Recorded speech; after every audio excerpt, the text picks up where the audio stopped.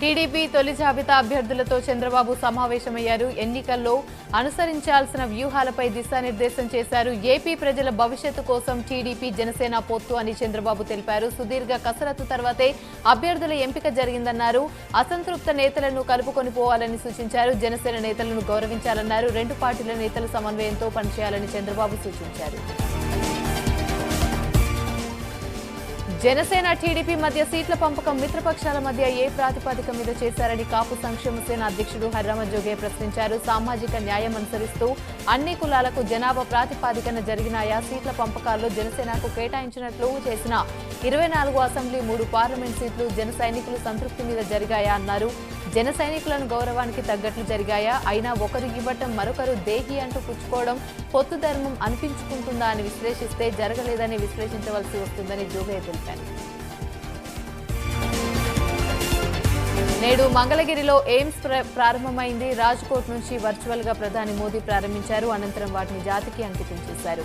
ఈ కార్యక్రమంలో పాల్గొనున్న గవర్నర్ అబ్దుల్ నజీర్, కేంద్ర మంత్రులు పాల్గొన్నారు. కాకినాడ జిల్లాలో 100 పడకల ఈఎస్ఐ ఆసుపత్రిని కూడా ప్రధాని మోదీ వర్చువల్ గా ప్రారంభించారు. సామాజిక మాధ్యమాల్లో తనపైన కొందరు తప్పుడు ప్రచారం చేస్తున్నారంటూ ఏపీ కాంగ్రెస్ అధ్యక్షురాలు వైఎస్ షర్మిల సైబర్ క్రైమ్ పోలీసులకు ఫిర్యాదు చేశారు. కొన్ని యూట్యూబ్ ఛానళ్లు, ఇతర సోషల్ మీడియా సైట్లలో మహిళా ప్రతిష్టను దిగజార్చేలా పోస్టు పెడుతున్నారని ఫిర్యాదులో పేర్కొన్నారు. మెదరమెట్ల కిరణ్ కుమార్, రమేష్ బులగాలకు పంచ్ ప్రభాకర్, ఆదిత్య, సత్యకుమార్, దాసరి, సేనాని, వర్ర రవీంద్రారెడ్డి, శ్రీరెడ్డి, మహమ్మద్ రెహమాత్ పాషా వంటి వారిపై చర్యలు తీసుకోవాలని షర్మిల కోరారు. షర్మిల ఇచ్చిన ఈ ఫిర్యాదుపై కేసు నమోదు చేస్తున్న పోలీసులు 2 కేసులు నమోదు చేశారు. అచ్చంపేట పార్లమెంట్ బీఆర్ఎస్ సన్నాహక సమావేశంలో బీఆర్ఎస్ వర్కింగ్ ప్రెసిడెంట్ కేటీఆర్ పాల్గొన్నారు. గెలుపు అనేది తెలంగాణ రాష్ట్రం సాధించినప్పుడే మనం గెలిచినట్టని తెలిపారు. 100 రోజుల్లో 6 గ్యారెంటీలను అమలు చేయాలని, లేని ఎడల ఉద్యమాన్ని ఉధృతం చేసి ప్రజల ముందు ఎండగడతామని స్పష్టం చేశారు. అధికారంలోకి రాగానే ముఖ్యమంత్రి హోదాలో ఉండి లంక బిందెలు లేవు కానీ బిందెలే ఉన్నాయని అనడం విడ్డూరంగా ఉందని అన్నారు. ఎండాకాలం రాలేదని, మిషన్ భగీరథ మంచినీటి కొరత ఏర్పడిందని ఎద్దేవా చేశారు. విశాఖ ప్రాంత ప్రజలకు ఈ రోజు ఎంతో మంచి రోజని వైవి సుబ్బారెడ్డి తెలిపారు. యాదవులకు ఇంత విలువైన స్థలాన్ని కేటాయించిన జగన్కు ధన్యవాదాలు తెలిపారు. బీసీలను గత ప్రభుత్వాలు కేవలం ఓటు బ్యాంక్గా ఆడుకున్నారని మండిపడ్డారు. బీసీలకు రాజకీయ పదవులు కట్టబెట్టిన ఘనత సీఎం జగన్కే దక్కుతుందన్నారు. ఎంపీ అభ్యర్థిగా ఉన్న బొత్స ఝాన్సీని అత్యధిక మెజార్టీతో గెలిపించాలని వైవి సుబ్బారెడ్డి పిలుపునిచ్చారు. మంత్రి విడుదల రజని ఆటో నడిపి హల్చల్ చేశారు. గుంటూరులోని ఆటో డ్రైవర్ల ఆత్మీయ సమావేశాన్ని నిర్వహించారు. ఆటో డ్రైవర్ల కష్టాలపైన సీఎం జగన్ పూర్తి అవగాహన ఉందని అన్నారు. ఆటో అన్నల కోసం సీఎం జగన్ వాహన మిత్ర తీసుకొచ్చారని గుర్తు చేశారు. ఓ స్థాయికి వెళ్లిన వ్యక్తులను ఆటోగ్రాఫ్ అడుగుతాం, అలాగే సమాజంలో అందరి బాగోగులు కోరుకునే వ్యక్తులు ఆటో అన్నలని మంత్రి రజని అన్నారు. ఆటో డ్రైవర్లకు ఏ సమస్య వచ్చినా అండగా ఉంటామని హామీనిచ్చారు.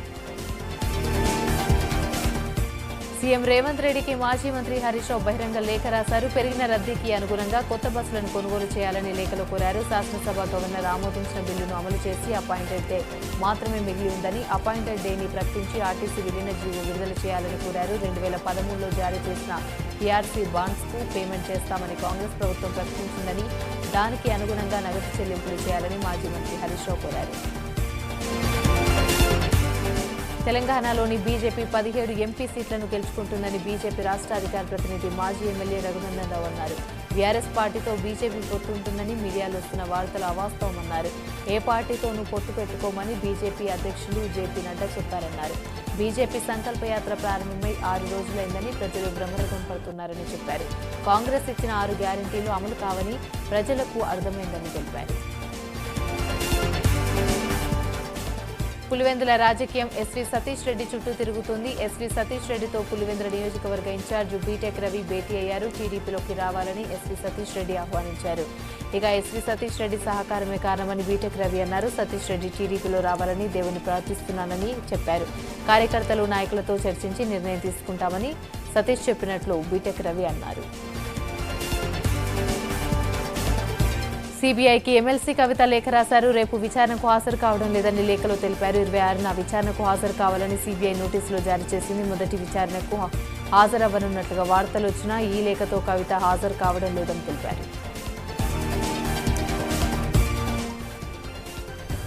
టీడీపీ జనసేన వాళ్ళు 99 స్థానాలు అనౌన్స్ చేసినా ఇంకా సీట్లు మిగిలి ఉన్నాయని బీజేపీ రాష్ట్ర అధ్యక్షురాలు పురంధేశ్వరి అన్నారు. పొత్తు ఉంటుందా, సీట్ల విషయంలో వాళ్ళు కాంప్రమైజ్ అవుతారా అనేది అధిష్టానం నిర్ణయం తీసుకుంటుందని ఆమె స్పష్టం చేశారు. ఎన్నికలకు తమ వ్యూహం తమకుందని, 175 అసెంబ్లీలో 25 పార్లమెంట్ స్థానాల్లో తమ వాళ్లు పనిచేస్తున్నారని పురంధేశ్వరి స్పష్టం చేశారు. అధిష్టానం ఆదేశాల మేరకే తమ పొత్తు సీట్లు ఖరారు చేస్తామని తెలిపారు. పుదుచ్చేరి ప్రభుత్వం ఢిల్లీ ప్రత్యేక ప్రతినిధి మల్లాడి కృష్ణారావును ముమ్మిడివరం ఎమ్మెల్యే అభ్యర్థి దాట్ల సుబ్బారావు మర్యాదపూర్వకంగా కలిశారు. ఈ సందర్భంగా వచ్చే ఎన్నికల్లో తనకు సహకారం అందించాలని కోరారు. దీనికి స్పందించిన కృష్ణారావు యానంలోని తన అనుచరులు, ఇతర నేతలతో కలిసి సమావేశాన్ని ఏర్పాటు చేసుకుంటామని, తగిన నిర్ణయం తీసుకుంటామని చెప్పారు. విజయ సంకల్ప యాత్రలో పాల్గొనేందుకు ఛత్తీస్గఢ్ సీఎం విష్ణుదేవ్ భద్రాద్రి కొత్తగూడెం జిల్లా బూర్గంపాడు మండలం సరపాక చేరుకున్నారు. ఆయనకు కామారెడ్డి ఎమ్మెల్యే వెంకటరమణారెడ్డి, జిల్లా బీజేపీ అధ్యక్షులు రంగకిరణ్ స్వాగతం పలికారు. ఇక గౌరవ వందనం స్వీకరించిన అనంతరం ఆయన భద్రాచల రాములవారి దర్శనానికి బయలుదేరి వెళ్లారు.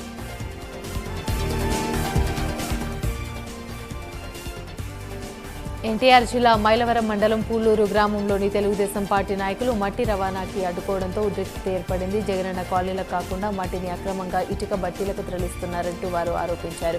వైసీపీ నేతల కనుసన్నల్లోనే ఈ అక్రమ రవాణా జరుగుతుందన్నారు.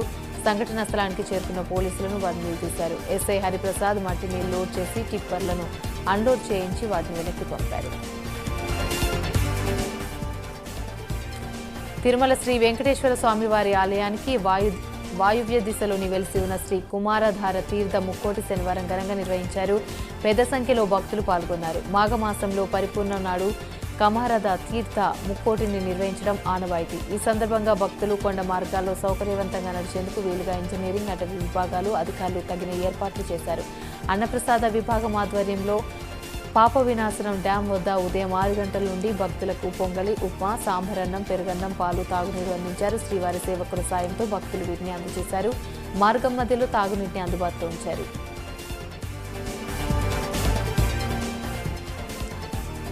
తూర్పు గోదావరి జిల్లా అనపర్తి తహసీల్దార్ కార్యాలయంలోని డిప్యూటీ తహసీల్దార్ శశిధర్ ఆధ్వర్యంలో గుట్టు చప్పుడు కాకుండా డమ్మీ పట్టాలు తయారు చేస్తున్నారు.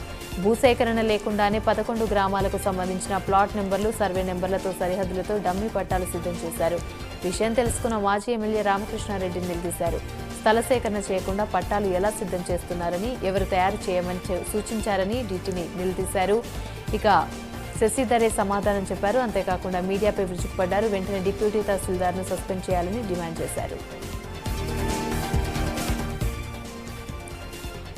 పల్నాడు జిల్లా నర్సరావుపేటలోని జనసేన కార్యకర్తలు పాదయాత్ర చేపట్టనున్నారు. నర్సరావుపేట అసెంబ్లీ సీట్ను టీడీపీ జనసేన పొత్తులో భాగంగా నియోజకవర్గ జనసేన పార్టీ ఇన్ఛార్జి సయ్యద్ జిలానికి ఇవ్వాలని డిమాండ్ చేశారు.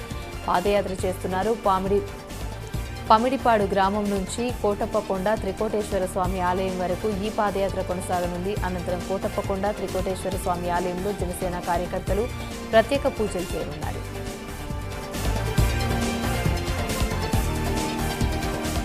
రోడ్డు ప్రమాదంలో మృతి చెందిన లాస్యానందిత కుటుంబాన్ని బీఆర్ఎస్ వర్కింగ్ ప్రెసిడెంట్ కేటీఆర్ పరామర్శించారు. కుటుంబానికి పార్టీ అండగా ఉంటుందని భరోసానిచ్చారు.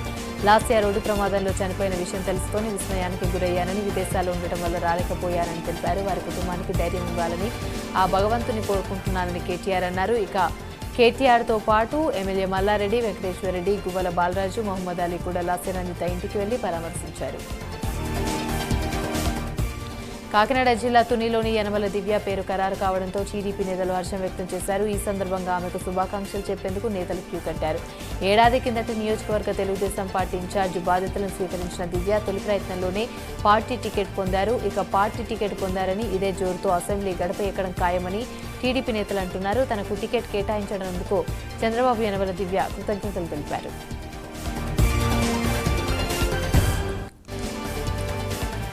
పల్నాడు జిల్లా సత్తెనపల్లిలోని మంత్రి అంబటి రాంబాబు సందడి చేశారు. ఉదయాన్నే బుల్లెట్ బండిపైన విధుల్లో చెక్కలు కొట్టారు. స్థానికులను పలకరిస్తూ కార్యకర్తలతో కలిసి బుల్లెట్పై కాసేపు సరదాగా తిరుగుతూ అందరినీ ఆశ్చర్యానికి గురి చేశారు.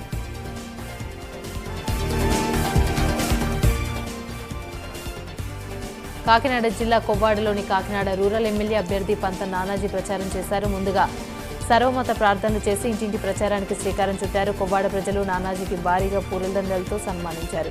ఇంటింటికి తిరిగి పత్రాలు పంపిణీ చేశారు. కాకినాడ ప్రజలు సుపరిపాలకులు కావాలని కోరుకుంటున్నారని తెలిపారు.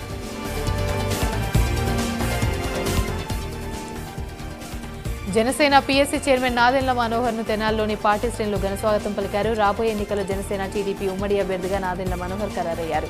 దీంతో ఆయనకు జనసేన టీడీపీ శ్రేణులు ఘనస్వాగతం పలికారు. బోస్ రోడ్డు జనసేన పార్టీ కార్యాలయానికి చేరుకున్న మనోహర్ కు బొకేలు అందజేసి స్వాగతం పలికారు. మత పెద్దలు సర్వమత ప్రార్థనలు నిర్వహించి మనోహర్ ని ఆశీర్వదించారు.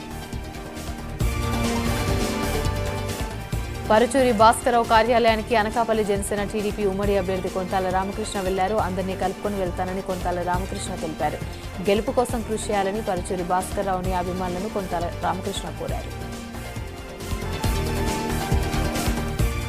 నల్గొండ జిల్లా అడవిదేవులపల్లిలోని కాంగ్రెస్ నేత పసుపులెట్టి శ్రీనివాసు రాసలీలలు బయటపడ్డాయి. ఓ మహిళతో ఉండగా శ్రీనివాస్ సదరు మహిళ భర్త శంకర్ రెడ్ హ్యాండెడ్ గా పట్టుకున్నారు. శ్రీనివాస్ కు దేహశుద్ధి చూసి పోలీసులకు అప్పగించారు. అంతకుముందు బాధితుడు శంకర్ పై సదరు మహిళ గృహహింస కేసు పెట్టింది. అంతేకాకుండా వివాహేతర సంబంధానికి అడ్డుగా ఉన్నాడన్న కక్షతో పలుమార్లు శంకర్ పై హత్యాయత్నానికి ప్రయత్నించింది.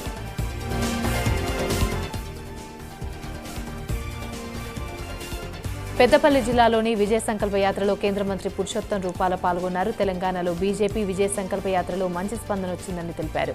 మోడీ అధికారంలో పారదర్శక పాలన కొనసాగుతుందని, ఎలాంటి అవినీతి లేకుండా పాలన జరుగుతుందని అన్నారు. కాంగ్రెస్ ఎంపీగా గెలిచిన వాళ్ళు ఇంట్లో 350 కోట్ల రూపాయలు అక్రమ నగదు దొరికిందని గుర్తు చేశారు. మరోసారి మోడీకి అవకాశం ఇవ్వాలని తెలిపారు.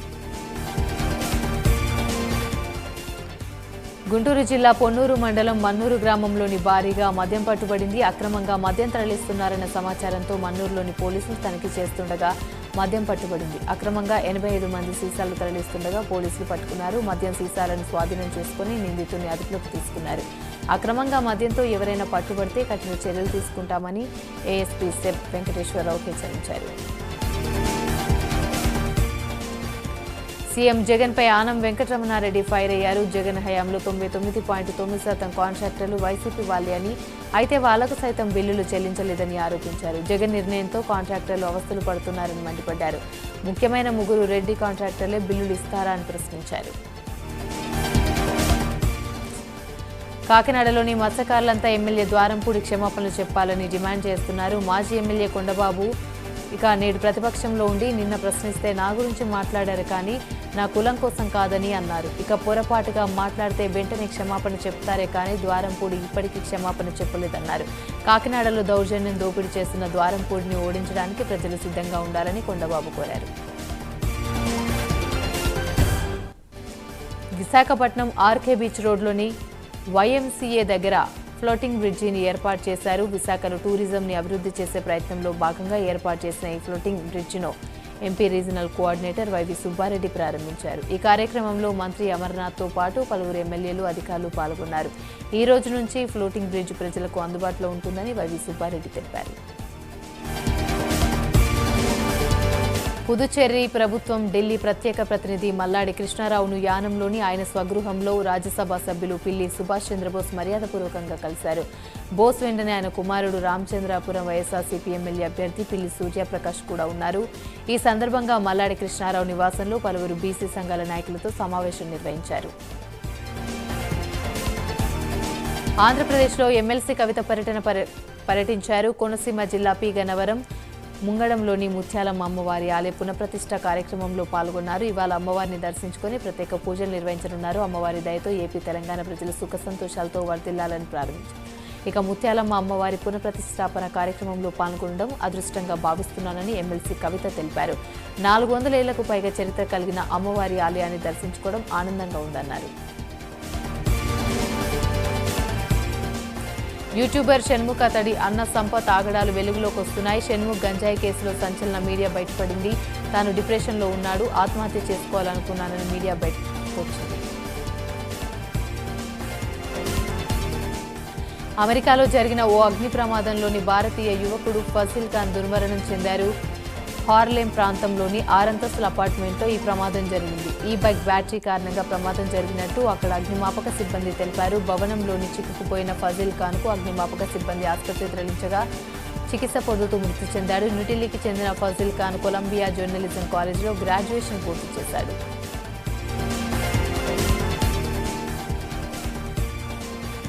మేడారం జాతరలోని ఎస్పీ అలంగౌస్ అత్యుత్సాహం ప్రదర్శించారు. మేడారం జాతరలో తమ కుటుంబ సభ్యుల ముందే ఏఆర్ఎస్ఐ రవికుమార్ను కింద కూర్చోబెట్టి ఆదిలాబాద్ ఎస్పీ ఆలం గౌస్ కొట్టాడు. కళ్ల ముందే తన భర్తను కొట్టడంపై ఎస్ఐ రవికుమార్ భార్య ఆవేదన వ్యక్తం చేశారు.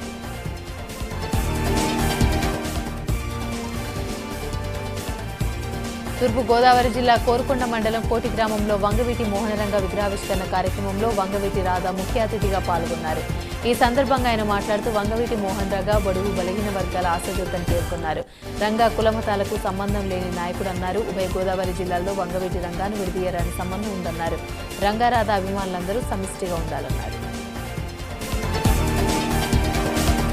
రంగారెడ్డి జిల్లా మహేశ్వరంలోని బీఆర్ఎస్ పార్టీకి షాక్ తగిలింది. బీఆర్ఎస్ పార్టీని మాజీ ఎమ్మెల్యే తీగల కృష్ణారెడ్డి, రంగారెడ్డి జిల్లా జెడ్పీ చైర్మన్ తీగల అనితా రెడ్డి రాజీనామా చేశారు. ఈ మేరకు రాజీనామా లేఖను అధిష్టానానికి పంపించారు.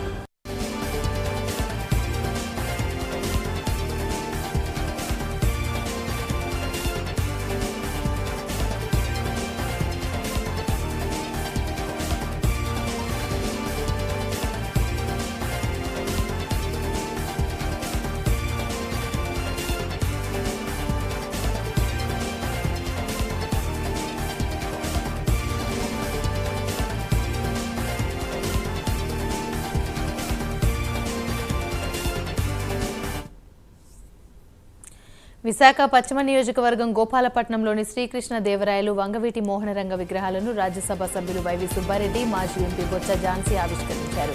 ఈ సందర్భంగా వైవి సుబ్బారెడ్డి మాట్లాడుతూ కాపుల అభ్యున్నతికి రాష్ట్ర ప్రభుత్వం కట్టుబడి ఉందన్నారు. కాపు నేస్తం ద్వారా మహిళలకు లబ్ధి కలిగిందన్నారు. జనసేన అధినేత పవన్ కళ్యాణ్ కాపులను చంద్రబాబు దగ్గర తాకట్టు పెడుతున్నారని పేర్కొన్నారు.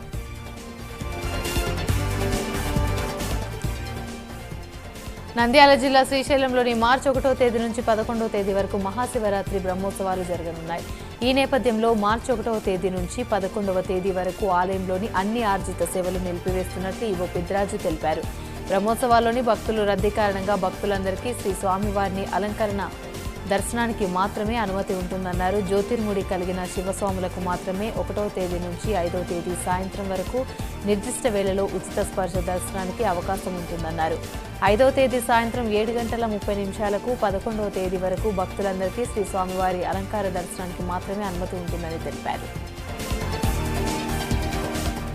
ఉప్పల్లో కత్తిపోట్లు కలకలం సృష్టించాయి. ఉప్పల్ బఘాయత్ వద్ద నిర్మానుష్య ప్రాంతంలో జాతీయ హిందీ సలహాదారు కమిటీ సభ్యులు బీజేపీ తెలంగాణ రాష్ట్ర స్వచ్ఛ భారత్ అభియాన్ కన్వీనర్ ఉదయ్ భాస్కర్ గౌడ్పై గుర్తు తెలియని దుండగులు కత్తులతో దాడికి పాల్పడ్డారు. ఈ దాడిలో గాయపడ్డ ఉదయ్ భాస్కర్ గౌడ్ను స్థానికులు ఆసుపత్రికి తరలించారు. ఈ మేరకు ఉప్పల్ పిఎస్లో ఫిర్యాదు చేశారు. ఎన్టీఆర్ జిల్లా జగ్గయ్యపేటలో ఉద్రిక్తత నెలకొంది. టీడీపీ వైసీపీ కార్యకర్తల తోపులాట చోటు చేసుకుంది. దళితుల పిలుపు తాతయ్య గెలుపు కార్యక్రమంలో ర్యాలీగా వెళ్తున్న టీడీపీ శ్రేణులను రెచ్చగొట్టేలా మున్సిపల్ సెంటర్లో వైసీపీ కార్యకర్త జెండా ఊపగా ఆ వ్యక్తిపైకి టీడీపీ కార్యకర్తలు దూసుకెళ్లారు. దీంతో వైసీపీ కార్యకర్త వైసీపీ జెండాతో పాత మున్సిపల్ కార్యాలయానికి వెళ్లిపోయాడు. అతన్ని వెంబడిస్తూ మున్సిపల్ కార్యాలయంలోని చొచ్చుకుపోయేందుకు టీడీపీ కార్యకర్తలు ప్రయత్నం చేశారు. పాత మున్సిపల్ ఆఫీస్ గేటు వేసి వైసీపీ కార్యకర్తలు బయటికి రాకుండా పోలీసులు అడ్డుకున్నారు.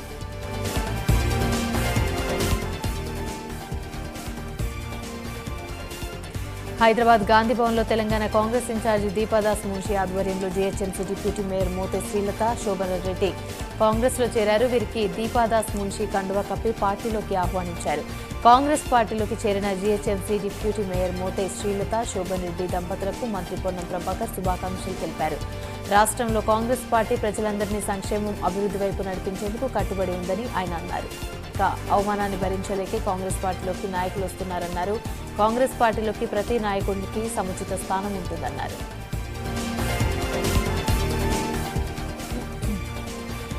బస్సులు సహా అన్ని భారీ వాహనాల్లో సీట్ బెల్ట్ వినియోగాన్ని తప్పనిసరి చేయాలని కేంద్ర రోడ్డు రవాణా రహదారులు మంత్రిత్వ శాఖను అంతర్జాతీయ రహదారి సమన్వయం కోరింది.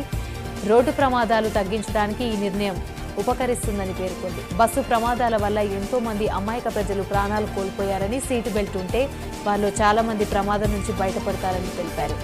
ఇక వాటి వినియోగాన్ని తప్పనిసరి చేయవలసిన అవసరం ఎంతైనా ఉందని కేంద్ర రవాణా శాఖకు రాసిన లేఖలో ఐఆర్ఎఫ్ ప్రెసిడెంట్ కపిల కోరారు. ఖమ్మం మాజీ అడిషనల్ ఎస్పీ సుభాష్ చంద్రబోస్పై చీటింగ్ కేసు నమోదైంది. ఖమ్మం పట్టణంలోని శ్రీరామ్ హిల్స్లోని నిబంధనలకు విరుద్ధంగా తన ఇంటిపై 2వ ఫ్లోర్ నిర్మాణం చేపట్టారని Subhash municipal corporation commissioner Surabhi ఫిర్యాదు చేశారు. దీంతో సుభాష్ చంద్రబోస్ ఆయన కుమారుడు వివేక్ చౌదరి భార్య సీతపై 420 కింద చీటింగ్ కేసు నమోదైంది. నంద్యాల మాజీ ఎమ్మెల్యే భూమా బ్రహ్మానందరెడ్డి కార్యకర్తల సమావేశం నిర్వహించారు. ఈ సమావేశానికి భారీగా కార్యకర్తలు హాజరయ్యారు. టీడీపీ అధిష్టానం ఫరూక్ను ఎమ్మెల్యే అభ్యర్థిగా ప్రకటించినందుకు ఎవరూ అధైర్యపడవద్దని మాజీ ఎమ్మెల్యే భూమా బ్రహ్మానందరెడ్డి సూచించారు. ఇంటింటికి తెలుగుదేశ కార్యక్రమాన్ని యథావిధిగా కొనసాగుతుందని తెలిపారు. తన వెంట ఉన్న ప్రతి ఒక్కరికి అండగా ఉంటానని హామీ ఇచ్చారు. తెలంగాణ మీడియా అకాడమీ చైర్మన్గా కె శ్రీనివాసరెడ్డిని ప్రభుత్వం నియమించింది. ఈ మేరకు ప్రభుత్వం ఉత్తర్వులు జారీ చేసింది. 2 ఏళ్ల పాటు ఆయన ఈ పదవిలో కొనసాగనున్నారు. హైదరాబాద్ బంజారాహిల్స్లోని మహిళ వీరంగం సృష్టించింది. రాంగ్ రూట్లో వెళ్తున్న మహిళను హోంగార్డ్ అడ్డుకోగా అతన్ని తిట్టడమే కాకుండా డ్రెస్ను చింపి ఫోన్ పగలగొట్టింది. దీంతో ఆమెపై బంజారాహిల్స్ పోలీస్ స్టేషన్లో కేసు నమోదు చేశారు. తెలంగాణలో మరో 2 గ్యారంటీల అమలుకు సిద్ధమైన సర్కార్ అందుకు అవసరమైన నిబంధనలు కూడా రిలీజ్ చేస్తుంది. అందులో భాగంగా 500 గ్యాస్ సిలిండర్ పథకానికి 80 కోట్ల విడుదల చేస్తూ అనుమతినిస్తూ ఉత్తర్వులు జారీ చేసింది. 6 గ్యారంటీల అమలులో భాగంగా 500 సిలిండర్ల పథకాన్ని ఈ నెల 27వ తేదీన ప్రారంభిస్తున్నట్లుగా సీఎం రేవంత్ రెడ్డి ప్రకటించారు. ఈ మేరకు పథకానికి నిధుల విడుదలకు అనుసరిస్తూ పౌర సరఫరాల శాఖ పాలనాపరమైన ఉత్తర్వులు ఇచ్చింది. హైదరాబాద్లో గంజాయి చాక్లెట్లు భారీగా పట్టుబడ్డాయి. అనంతకుమార్ బారిక్ అనే వ్యక్తి బాల్నగర్ ప్రాంతంలో ఫరూక్ ఖంటా ప్రాంతంలోని చిన్న కిరాణా షాప్లో గంజాయి చాక్లెట్లు అమ్ముతున్నాడని పోలీసులకు సమాచారంతో ఎస్ఓటీ పోలీసులు రంగంలోకి దిగారు. కిరాణా షాప్ను తనిఖీ చేయగా 140 గంజాయి చాక్లెట్లను స్వాధీనం చేసుకున్నారు. భద్రాద్రి కొత్తగూడెం జిల్లా చెల్ల మండలం దానవాయిపేటలోని మిర్చి కల్లానికి గుర్తు తెలియని దుండగులు నిప్పంటించారు. దానవాయిపేటకు చెందిన మిర్చి రైతు కుంజు భద్రాయకు చెందిన మిరపకాయలు దిబ్బకు పెట్టారు. వెంటనే స్థానిక రైతులు స్పందించి మంటలను మిగతా కల్లాలకు వ్యాపించకుండా అదుపు చేశారు. 1 లక్షల మేర నష్టం వాటిల్లిందని తెలిపారు. నల్గొండ జిల్లా ఎరసానిగూడెం వద్ద హైదరాబాద్ విజయవాడ జాతీయ రహదారిపై రోడ్డు ప్రమాదం జరిగింది. అతివేగమే వచ్చి కారు అదుపు తప్పి డివైడర్ను ఢీకొట్టి ఆగి ఉన్న లారీని ఢీకొట్టింది. ఘటనలో ఒకరు అక్కడికక్కడే మృతి చెందగా మరో 4 తీవ్రంగా గాయపడ్డారు. చికిత్స నిమిత్తం క్షతగాత్రులను సమీప ఆసుపత్రికి తరలించారు. ఇక సంఘటనా ప్రదేశానికి చేరుకుని కేసు నమోదు చేశారు పోలీసులు. తిరుపతి మాస్క్ రోడ్లోని చెప్పుల దుకాణంలో అగ్ని ప్రమాదం చోటు చేసుకుంది. భారీగా మంటలు ఎగిసిపడడంతో పొగ కమ్ముకుపోవడంతో ప్రజలు ఇబ్బంది పడ్డారు. అగ్నిమాపక సిబ్బంది 2 ఫైర్ ఇంజన్లతో మంటలు ఆర్పేందుకు యత్నిస్తున్నారు. షార్ట్ సర్క్యూట్ కారణంగానే ప్రమాదం జరిగింది అని ప్రాథమిక అంచనా వేశారు.